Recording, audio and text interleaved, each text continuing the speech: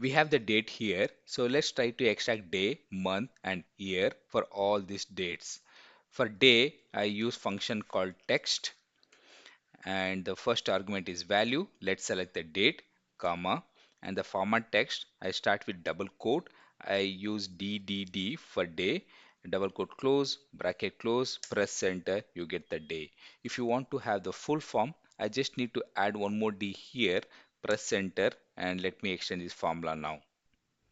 Likewise, for the month, same function, text function, and the first argument is value, that is date, comma, and format cell, double quote. Now I use MMM, double quote close, bracket close, press enter. Again, to want to have the full form of this month, I just need to add one more month, press enter, and let me extend this formula. For the year, again text function, and the value is the date, double quote. I use YYYY, double quote close, bracket close, press enter. Now let me extend this formula. Here is the result. Thank you.